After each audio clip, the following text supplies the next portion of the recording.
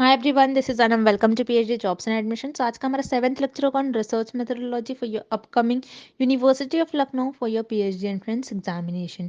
जैसे कि आपको पता है, लखनऊ यूनिवर्सिटी के पीएचडी एंट्रेंस एग्जामिनेशन के लिए हम लेक्चर सीरीज हमने स्टार्ट कर रखी है ऑन रिसर्च मेथोडोलॉजी, जिसमें हम टाइप्स ऑफ रिसर्च स्टडी कर रहे हैं।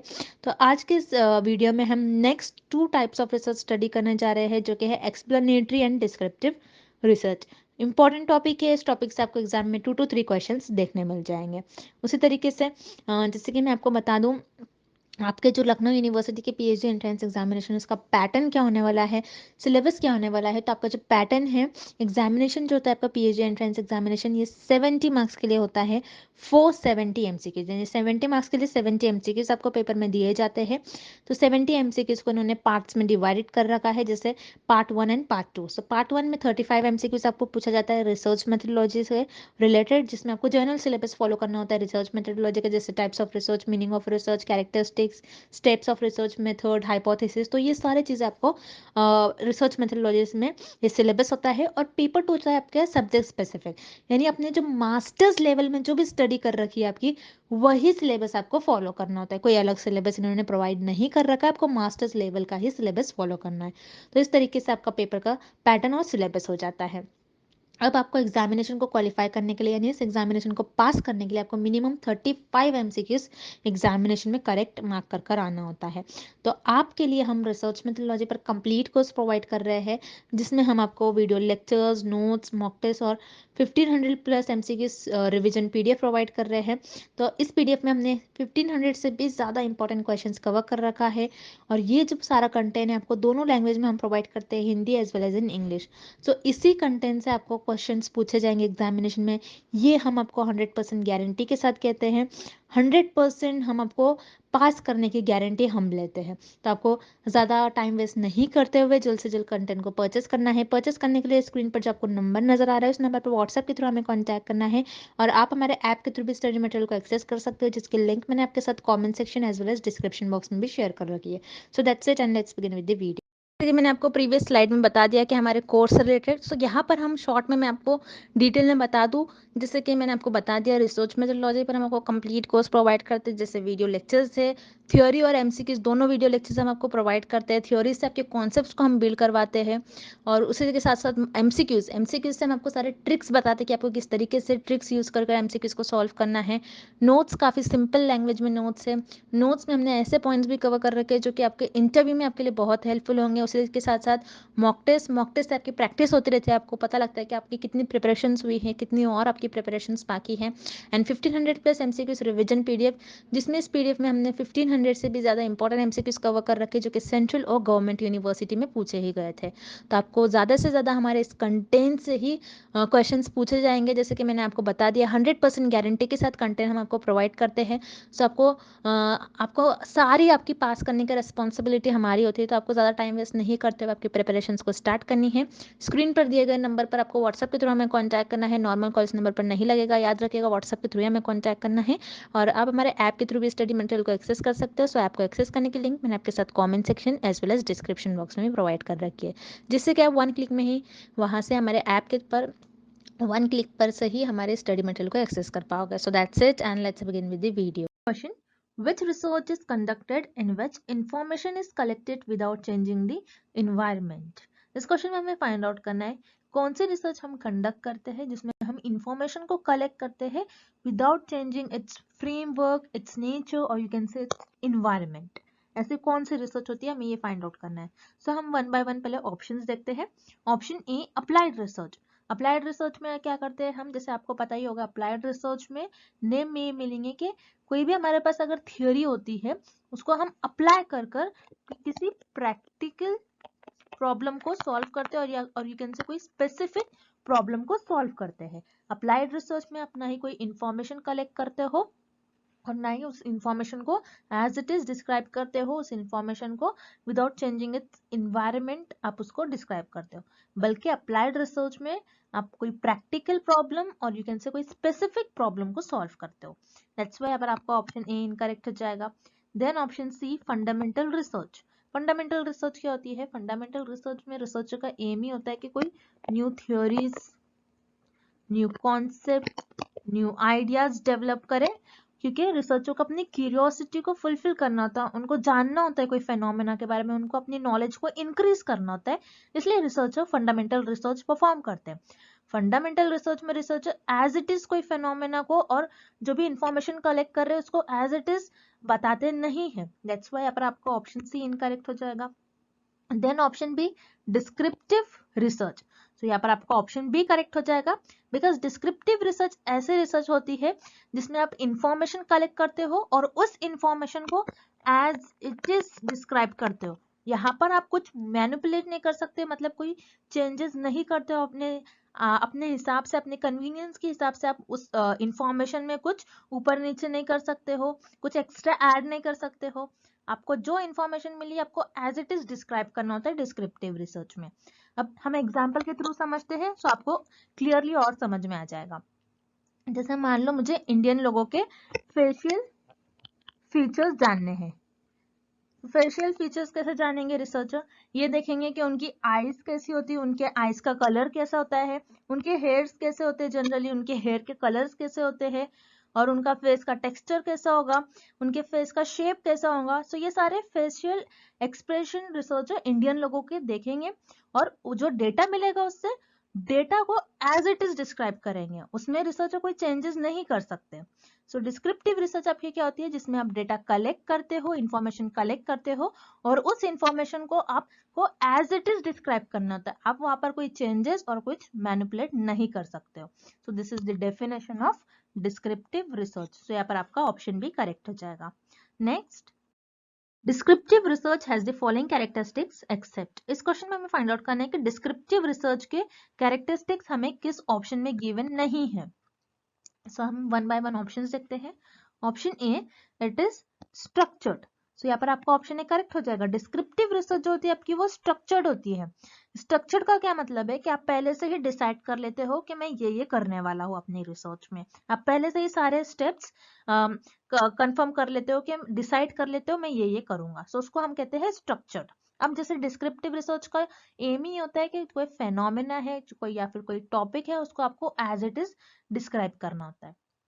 अब कैसे, मान लीजिए एक पर्टिकुलर टॉपिक पे 3 रिसर्च की गई है, तो आपने क्या किया, उन 3 रिसर्च को एनालाइज किया और उन 3 रिसर्च को एनालाइज कर कर आपने उन रिसर्च को और वो रिसर्च का जो भी टॉपिक था उसको आपने एज इट इज डिस्क्राइब कर दिया। तो यहाँ पर आप स्ट्रक्चर फॉलो कर रहे हो। आप क्या कर रहे हो, बस उस 3 रिसर्च को आप पढ़ोगे, देखोगे, ऑब्जर्व करोगे, एनालाइज करोगे और उसको एज इट इज फिर से डिस्क्राइब कर दोगे। जो इन्फॉर्मेशन थी उसको एज इट इज आपको बताना है, तो उसको हम कहते हैं, वो हो जाएगी आपकी डिस्क्रिप्टिव रिसर्च। सो डिस्क्रिप्टिव रिसर्च जो होती है आपकी वो स्ट्रक्चर्ड होती है, क्योंकि आपको पहले से ही आप प्लान कर लेते हो।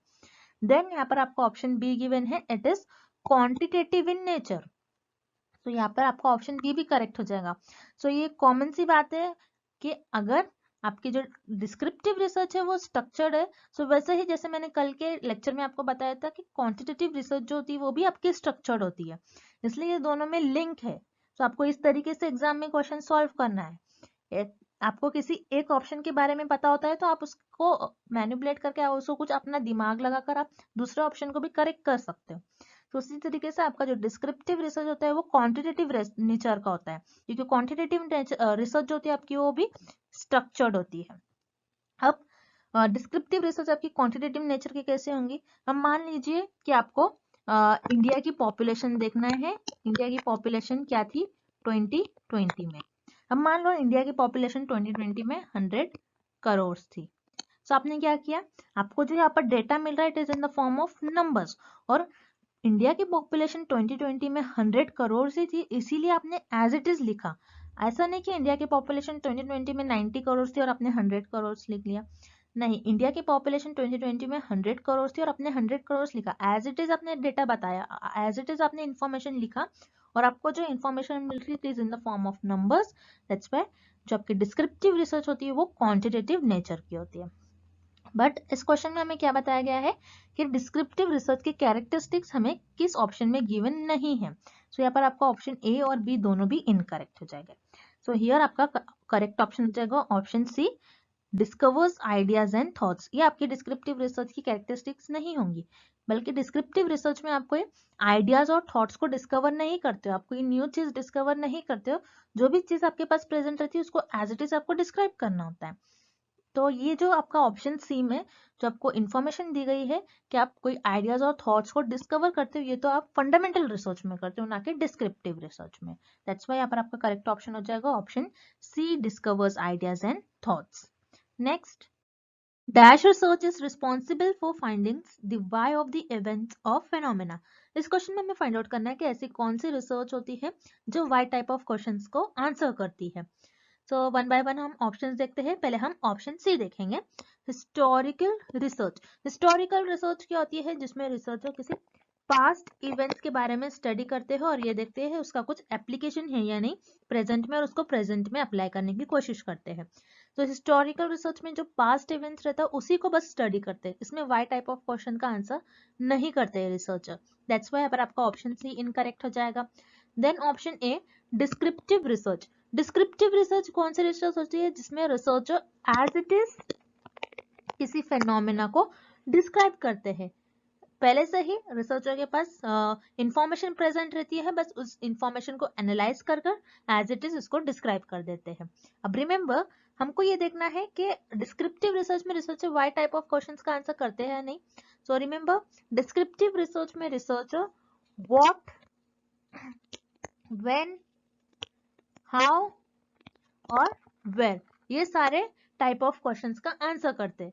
जैसे समझ लो रिसर्चर को ऐसा ऐसा क्वेश्चन है, व्हाट से ऐसा हो सकता है कि what causes the cancer, when should I speak, how can I get PhD in IGNOU university. So ये सारे डिस्क्रिप्टिव रिसर्च में रिसर्चर इन सारे टाइप ऑफ क्वेश्चंस को आंसर करते हैं, और डिस्क्रिप्टिव रिसर्च में researcher why type of question का आंसर नहीं करते, ये आपको याद रखना है। बल्कि एक्सप्लेनेटरी रिसर्च में researcher why type of questions को आंसर करते हैं। अब एक्सप्लेनेटरी रिसर्च क्या होती है, एक्सप्लेनेटरी रिसर्च पहले से ही एक्सप्लेनेटरी रिसर्च में इंफॉर्मेशन प्रेजेंट रहती है, रिसर्चर उस इंफॉर्मेशन को एज इट इज एक्सप्लेन करते हैं और वाई टाइप ऑफ क्वेश्चंस का आंसर करते हैं। अब जैसे रिसर्चर को यहाँ पर देखना है, why human body needs oxygen to live, why plant needs water to grow. So researcher explanatory research में वाई टाइप ऑफ क्वेश्चंस का आंसर करते हैं। दैट्स व्हाई यहाँ पर आपका ऑप्शन भी करेक्ट हो जाएगा, और this is the definition of explanatory research. यहाँ पर आपका ऑप्शन भी करेक्ट है, explanatory research. Next, descriptive research is. इस क्वेश्चन में हमें फाइंड आउट करना है कि डिस्क्रिप्टिव रिसर्च क्या होती है। सो जैसे कि हम अभी तक देखते आए हैं, डिस्क्रिप्टिव रिसर्च वो रिसर्च होती है जिसमें रिसर्चर के पास already information, already data available होता है, बस उस डेटा को रिसर्चर को एनालाइज कर उस टॉपिक को, उस इंफॉर्मेशन को एज इट इज डिस्क्राइब करना होता है। अब मान लो एक टॉपिक है और एक फेनोमेना है, जैसे कि यहाँ पर टॉपिक है कैंसर डिसीज। ओके, सो कैंसर डिसीज पर मान लो पहले 6 रिसर्च हो गई होंगी, 6 रिसर्चर ने कैंसर डिसीज पर रिसर्च किया है, और उन 6 रिसर्च को रिसर्चर क्या करेंगे, एनालाइज करेंगे उन 6 रिसर्च को, और उस टॉपिक को डिस्क्राइब कर देंगे रिसर्चर। तो यहाँ पर रिसर्चर ने क्या किया, पहले उस टॉपिक को एनालाइज किया जिसमें ऑलरेडी इंफॉर्मेशन अवेलेबल थी, इस पर 6 रिसर्च पहले हो गई थी, इस 6 रिसर्च को रिसर्चर ने एनालाइज किया, अंडरस्टैंड किया और उसको एज इट इज डिस्क्राइब कर दिया। सो डिस्क्रिप्टिव रिसर्च में आप कह सकते हो आपके पास जो भी इंफॉर्मेशन रहती है पास्ट इंफॉर्मेशन का यूज कर आप उस पर्टिकुलर फेनोमेना को और उस इवेंट्स को डिस्क्राइब करते हो। सो हम वन बाय वन ऑप्शंस देखते हैं। हम एक्सपोज फैक्टो वो रिसर्च होती है जो पहले ही आपके पास इंफॉर्मेशन प्रेजेंट होती है, आप कोई कुछ इंसिडेंट होने के बाद आप उस पर रिसर्च करते हो। So ex post facto research it is related with descriptive research, that's why पर आपका ऑप्शन ए करेक्ट हो जाएगा। Then option B, retrospective. Retrospective क्या होती है, जैसे आपने सुना होगा रेट्रो फिल्म्स, जो पुरानी फिल्म्स होती है। सो जैसे डिस्क्रिप्टिव रिसर्च में हम भी क्या करते हैं, पुरानी इंफॉर्मेशन यूज करते हैं, कुछ ओल्ड इंफॉर्मेशन हमारे पास रहती है, उसको एनालाइज करते हैं रिसर्चर और उस टॉपिक को डिस्क्राइब करते हैं। सो यहाँ पर रेट्रोस्पेक्टिव, ये भी ऑप्शन करेक्ट हो जाएगा। Then option C, flexible. तो डिस्क्रिप्टिव रिसर्च फ्लेक्सिबल नहीं होती है, आपको याद रखना है, क्योंकि डिस्क्रिप्टिव रिसर्च में आप कुछ स्ट्रक्चर फॉलो करते हैं, आपको रूल फॉलो करना होता है, आप किसी भी तरीके से आप डिस्क्रिप्टिव रिसर्च में इंफॉर्मेशन नहीं फाइंड आउट कर सकते हो, क्योंकि आपको वही एक रूल फॉलो करना होता है। जैसे आपने यहाँ पर आपका जो टॉपिक था, इस टॉपिक पर जो भी इंफॉर्मेशन प्रेजेंट थी, जैसे 6 रिसर्च में जो भी इंफॉर्मेशन होगी, आपको बस उसी को देखना है और उसको देखते हुए, उस डेटा को ऑब्जर्व करते हुए, एनालाइज करते हुए उसको डिस्क्राइब करना होता है। सो हम ये नहीं कह सकते कि डिस्क्रिप्टिव रिसर्च फ्लेक्सिबल है, तो डिस्क्रिप्टिव रिसर्च फ्लेक्सिबल नहीं होती है। दैट्स व्हाई आपका करेक्ट ऑप्शन हो जाएगा option D, both A and B. So descriptive research is ex post facto and as well as retrospective. Next, recognize the following steps of descriptive research in correct sequence। इस question में हमें descriptive research के कुछ steps given है और हमें उन steps को करेक्ट ऑर्डर में प्लेस करना है। अब हम वन बाय वन स्टेप्स देखते हैं और उसको करेक्ट ऑर्डर में अरेंज करेंगे। सो यहाँ पर आपके डिस्क्रिप्टिव रिसर्च का फर्स्ट स्टेप होगा आइडेंटिफिकेशन ऑफ अ प्रॉब्लम। ना कि डिस्क्रिप्टिव रिसर्च, बल्कि अगर आप कोई भी रिसर्च कर रहे हो उसका फर्स्ट स्टेप होता है identification of a problem. Then आपने प्रॉब्लम आइडेंटिफाई कर लिया, उसके बाद आपको उस प्रॉब्लम पर बेस्ड हाइपोथेसिस ले डाउन करना होता है और हाइपोथेसिस फॉर्म करना होता है। अब हाइपोथेसिस क्या होता है? हाइपोथेसिस है टेंटेटिव और टेम्पररी स्टेटमेंट होता है जो रिसर्चर अपने रिसर्च के स्टार्टिंग में देते हैं और उस पर रिसर्च परफॉर्म करते हैं और रिजल्ट्स फाइंड आउट करते हैं। सो फर्स्ट स्टेप में रिसर्चर प्रॉब्लम को आइडेंटिफाई करेंगे, देन सेकंड में हाइपोथेसिस फॉर्म करेंगे, हाइपोथेसिस ले डाउन करेंगे। सो यहाँ पर एफ आपका सेकंड आ जाएगा, सेकंड स्टेप हो जाएगी। देन थर्ड स्टेप में आप क्या करोगे? आपने हाइपोथेसिस ले डाउन कर लिया, अब उसके बाद आप डेटा कलेक्ट करोगे, डेटा कलेक्ट करने के बाद आगे प्रोसेस करोगे, डेटा को प्रोसेस करेंगे कुछ मेथड्स के थ्रू, डेटा कलेक्ट करोगे। सो यहाँ पर आपका ए जो ऑप्शन है ये थर्ड पर आ जाएगा। देन बी, ए के बाद आपका बी आ जाएगा, क्योंकि अगर आपने कोई मेथड अप्लाई कर किसी मेथड से डेटा को कलेक्ट कर लिया, डेटा को कलेक्ट करने के बाद आप इंटरप्रिटेशन करोगे, इंटरप्रिटेशन आप उसको एनालाइज करोगे, उसको ऑब्जर्व करोगे डेटा को, एंड देन आप कुछ रिजल्ट फाइंड आउट करोगे। सो बी आपका फोर्थ नंबर पर होगा, फोर्थ स्टेप हो जाएगा आपका। एंड देन उसके बाद आपने रिजल्ट फाइंड आउट कर लिया, देन उसके बाद आप कंक्लूजन्स निकालोगे, कंक्लूजन्स ड्रॉ करोगे। सो ये आपका फिफ्थ नंबर पर आ जाएगा। एंड लास्ट आप रिपोर्ट लिखोगे। सो ड्राफ्टिंग द रिपोर्ट ये आपका 6 नंबर पर आ जाएगा। सो इस तरीके से आप इस वे में, इस स्टेप्स में आप डिस्क्रिप्टिव रिसर्च परफॉर्म करते हो। सो ये सीक्वेंस आपको ऑप्शन डी में गिवन है, CFABD and last is E। Next, a science teacher explaining to his students why plants need sunlight to grow. This example will fall under which type of research? इस question में आपको एक example given है और हमें find out करना है ये एग्जाम्पल किस रिसर्च के अंडर लाई करेगी। अब एग्जाम्पल में आपको ये गिवन है कि एक साइंस टीचर है, वो अपने स्टूडेंट्स को एक्सप्लेन कर रही है कि why plant needs sunlight to grow, कि प्लांट को सनलाइट की जरूरत की होती है ग्रो होने के लिए। तो ये एग्जाम्पल किस टाइप ऑफ रिसर्च का एग्जाम्पल होगा, हमें ये फाइंड आउट करना है। तो वन बाय वन हम ऑप्शंस देखते हैं। Option A, applied research. Applied research में तो रिसर्चर किसी स्पेसिफिक और किसी प्रैक्टिकल प्रॉब्लम को सॉल्व करते हैं, ना कि वाई टाइप ऑफ क्वेश्चंस का आंसर करते हैं। तो यहाँ पर आपको जो क्वेश्चन गिवन है, why plant needs sunlight to grow, so ये क्वेश्चन वाई से स्टार्ट हो रहा है। सो अप्लाइड रिसर्च में रिसर्चर किसी वाई टाइप ऑफ क्वेश्चंस का आंसर नहीं करते, दैट्स व्हाई पर आपका ऑप्शन है इनकरेक्ट हो जाएगा। Then option B, historical. Historical research में रिसर्चर बस पास्ट इवेंट्स के बारे में स्टडी करते हैं और ये देखते हैं कि इसका कुछ एप्लीकेशन है या नहीं प्रेजेंट में। तो हिस्टोरिकल रिसर्च में रिसर्चर कोई वाई टाइप ऑफ क्वेश्चंस का आंसर नहीं करते। सो यहाँ पर आपको ऑप्शन बी भी इनकरेक्ट हो जाएगा। Then option C, explanatory research. So explanatory research में रिसर्चर के पास ऑलरेडी डेटा अवेलेबल होता है, उस डेटा को रिसर्चर एक्सप्लेन करते हैं। सो एक्सप्लेनेटरी रिसर्च में remember researcher why type of questions का आंसर करते हैं, दैट्स व्हाई पर आपका करेक्ट ऑप्शन हो जाएगा option C, explanatory research. This is the example of explanatory research. Next, Which one of the following example is not related with descriptive research?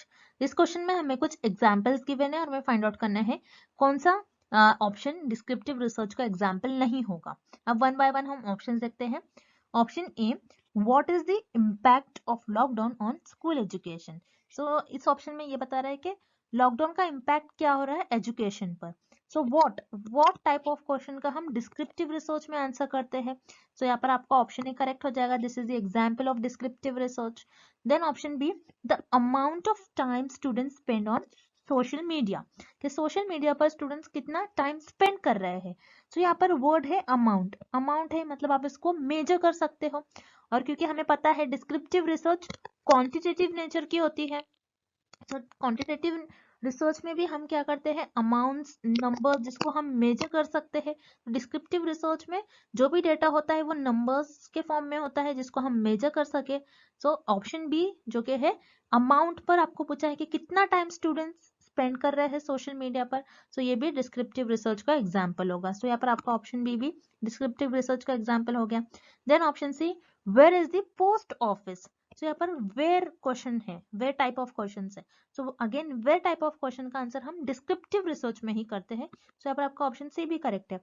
सो इस question में हमें ये फाइंड आउट करना है विच इज नॉट रिलेटेड, कौन सा example जो है डिस्क्रिप्टिव रिसर्च का एग्जाम्पल नहीं है, हमें ये फाइंड आउट करना है। बट ऑप्शन ए, बी और सी में डिस्क्रिप्टिव रिसर्च का एग्जाम्पल हमें गिवन है, दैट्स व्हाई यहाँ पर आपका ऑप्शन ए, बी और सी तीनों भी इनकरेक्ट हो जाएगा।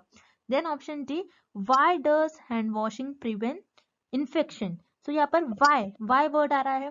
सो रिमेम्बर वाई जब भी वर्ड आता है, वाई क्वेश्चन का आंसर रिसर्चर एक्सप्लेनेटरी रिसर्च में करते हैं, नॉट इन डिस्क्रिप्टिव रिसर्च।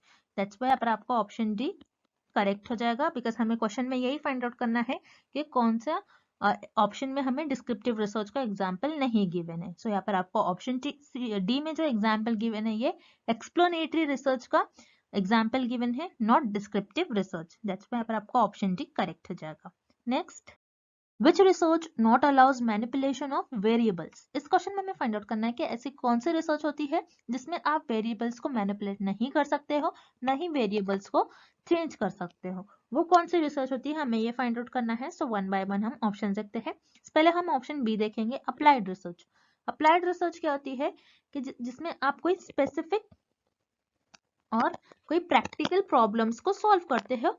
तो अप्लाइड रिसर्च में आप क्या करते हो, आपने जो भी फंडामेंटल रिसर्च में थ्योरीज बनाई होंगी, जो भी थ्योरी न्यू थ्योरी डेवलप की होंगी, न्यू आइडियाज डेवलप किया होगा, तो वो उस थ्योरी को अप्लाइड रिसर्च में अप्लाई कर कर उस प्रॉब्लम को और कोई स्पेसिफिक प्रॉब्लम को सॉल्व करते हो। सो अप्लाइड और फंडामेंटल रिसर्च में वेरिएबल्स का कोई रोल ही नहीं होता है। दैट्स व्हाई पर आपका ऑप्शन बी और सी दोनों भी इनकरेक्ट हो जाएगा। देन यहाँ पर आपको ऑप्शन डी गिवन है एक्सपेरिमेंटल। एक्सपेरिमेंटल रिसर्च क्या होती है जिसमें researcher cause and effect relationship find out करते हैं between independent variable and dependent variable. तो एक्सपेरिमेंटल रिसर्च में रिसर्चर इंडिपेंडेंट वेरिएबल का इफेक्ट देखते हैं डिपेंडेंट वेरिएबल पर क्या हो रहा है। और रिमेंबर एक्सपेरिमेंटल रिसर्च में रिसर्चर इंडिपेंडेंट वेरिएबल को मैनिपुलेट करते हैं और चेंज करते हैं, क्योंकि रिसर्चर को इंडिपेंडेंट वेरिएबल का क्या इफेक्ट होगा चेंज करने पर डिपेंडेंट वेरिएबल पर, ये फाइंड आउट करना होता है। तो एक्सपेरिमेंटल रिसर्च में रिसर्चर इंडिपेंडेंट वेरिएबल को मैनिपुलेट करते हैं, चेंज करते हैं। दैट्स व्हाई पर आपको ऑप्शन डी इनकरेक्ट हो जाएगा। देन ऑप्शन है एक्सप्लेनेटरी रिसर्च। तो यहाँ पर एक्सप्लेनेटरी रिसर्च में भी researcher cause and effect relationship find out करते हैं between the variables. But explanatory research में जो भी ऑलरेडी इंफॉर्मेशन अवेलेबल होती है, बिकॉज एक्सप्लेनेटरी रिसर्च में क्या होता है, ऑलरेडी रिसर्चर के पास इंफॉर्मेशन अवेलेबल होती है, उस ऑलरेडी इंफॉर्मेशन जो अवेलेबल होती है उसी का यूज करते हैं रिसर्चर और कोई फिनोमेना को एक्सप्लेन करते हैं। यहाँ पर रिसर्चर किसी भी वेरिएबल्स को मैनिपुलेट नहीं कर सकते हैं, कोई भी इंफॉर्मेशन में हेराफेरी नहीं कर सकते हैं। जो इंफॉर्मेशन प्रेजेंट है उसको एज इट इज एक्सप्लेन कर कर क्या हो रहा है, क्या इफेक्ट हो रहा है, वाई टाइप ऑफ क्वेश्चंस का आंसर करते हैं। और इसमें एक्सप्लेनेटरी रिसर्च में कोई भी वेरिएबल्स को मैनिपुलेट नहीं करते और ना ही चेंज करते हैं रिसर्चर। दैट्स व्हाई आपका करेक्ट ऑप्शन हो जाएगा option A explanatory. Next, an investor considering an investment in the ever-changing Mumbai housing market needs to understand what the current state of the market is, how it changes, and when it changes. This research will come under. इस question में हमें एक example given है, हमें find out करना है कि ये एग्जाम्पल किस रिसर्च में फॉल करेगी। अब एग्जाम्पल में आपको गिवन है कि एक इन्वेस्टर है, उसको जो मुंबई हाउसिंग मार्केट जो कि हमेशा ये मार्केट बदलते रहता है, उसको इन्वेस्ट करना है मार्केट में। सो इस मार्केट को कैसे समझेगा। सो यहाँ पर आपको कुछ क्वेश्चन गिवन है, उसको ये क्वेश्चन समझना है। अब क्वेश्चन क्या है कि what the current state of the market, उस मार्केट की करंट स्टेटस क्या है। देन हाउ इट चेंजेस, वो कैसे बदलते रहता है, एंड व्हेन इट चेंजेस, वो कब बदलते रहता है। सो इन सारे क्वेश्चंस को यहाँ पर इन्वेस्टर को अंडरस्टैंड करना है। सो वो कौन से रिसर्च का यूज करेगा। तो यहाँ पर आप देख रहे हो आपको कुछ कुछ वर्ड आपको जो गिवन है वो आपके लिए की वर्ड्स है, जैसे what, how and when. So what, how and when, ये सारे टाइप ऑफ क्वेश्चंस का आंसर आप डिस्क्रिप्टिव रिसर्च में करते हैं। तो डिस्क्रिप्टिव रिसर्च वो रिसर्च होते हैं जिसमें व्हाट, हाउ, व्हेन, वेयर, ये सारे टाइप का क्वेश्चंस को आंसर करते हो। दैट्स व्हाई पर आपका करेक्ट ऑप्शन हो जाएगा ऑप्शन बी। और यहाँ पर जो इन्वेस्टर है, जो उसको इन्वेस्ट करना है मुंबई हाउसिंग मार्केट्स में, तो वो इन सारे प्रॉब्लम्स को, इन सारे क्वेश्चंस को अंडरस्टैंड करने के लिए वो डिस्क्रिप्टिव रिसर्च का यूज करेगा। whereas explanatory research तो y type of questions को आंसर करती है। That's why पर आपका ऑप्शन डी करेक्ट हो जाएगा। Then option C fundamental research. Fundamental research में तो researcher new theories, new concept, new ideas को डेवलप करते हैं। यहाँ पर रिसर्चर कोई व्हाट, हाउ, व्हेन, वेयर, ये सारे टाइप ऑफ क्वेश्चंस को आंसर नहीं करते हैं। दैट्स व्हाई पर आपका ऑप्शन सी भी इनकरेक्ट हो जाएगा। Then option A applied research. Applied research में रिसर्चर कोई स्पेसिफिक प्रॉब्लम को सॉल्व करते हैं। सो अप्लाइड रिसर्च में भी रिसर्चर किसी हाउ, व्हेन, व्हाट, वेयर, ये सारे टाइप ऑफ क्वेश्चंस को आंसर नहीं करते। सो यहाँ पर आपका ऑप्शन ए भी करेक्ट हो जाएगा। सो यहाँ पर जो इन्वेस्टर है उसको इन्वेस्ट करना है मुंबई हाउसिंग मार्केट में। सो उसको कुछ क्वेश्चंस को अंडरस्टैंड करना है। सो इस क्वेश्चंस को अंडरस्टैंड करने के लिए इन्वेस्टर डिस्क्रिप्टिव रिसर्च का यूज करेगा। दैट्स व्हाई अब आपका करेक्ट ऑप्शन हो जाएगा option B, descriptive research. Next, explanatory research is also known as. इस क्वेश्चन में हमें फाइंड आउट करना है कि एक्सप्लेनेटरी रिसर्च को और हम कौन सी रिसर्च भी कहते हैं। अब एक्सप्लेनेटरी रिसर्च में क्योंकि हम देखते हैं कि कॉज एंड इफेक्ट रिलेशनशिप क्या हो रहा है बिटवीन दी वेरिएबल, उसी तरीके से कॉजल रिसर्च और एक्सपेरिमेंटल रिसर्च, ये दोनों भी रिसर्च में हम कॉज एंड इफेक्ट रिलेशनशिप देखते हैं between the independent variable and dependent variable. But experimental research में आप इंडिपेंडेंट वेरिएबल को मैनिपुलेट कर सकते हो, चेंज कर सकते हो। बट एक्सप्लेनेटरी रिसर्च में आप किसी भी वेरिएबल को, ना ही इंडिपेंडेंट वेरिएबल को आप मैनिपुलेट कर सकते हो, ना ही चेंज कर सकते हो। दैट्स व्हाई अब आपका ऑप्शन बी इनकरेक्ट हो जाएगा। देन उसी तरीके से कॉजल रिसर्च जिसमें आप cause and effect relationship find out करते हो, इंडिपेंडेंट वेरिएबल का डिपेंडेंट वेरिएबल पर क्या कॉज एंड इफेक्ट हो रहा है। सो कॉजल रिसर्च में आप इंडिपेंडेंट वेरिएबल को ना ही मैनिपुलेट करते हो ना ही चेंज कर सकते हो। और उसी तरीके से एक्सप्लेनेटरी रिसर्च में भी आप कॉज एंड इफेक्ट देखते हो without changing the independent variable. That's why explanatory research is also known as causal research. तो आपको याद रखना है एक्सप्लेनेटरी रिसर्च को कॉजल रिसर्च भी कहते हैं। सो यार आपका करेक्ट ऑप्शन हो जाएगा option A, causal research. So I hope the concept of explanatory and descriptive research is clear to everyone, and thank you for watching this video. See you tomorrow.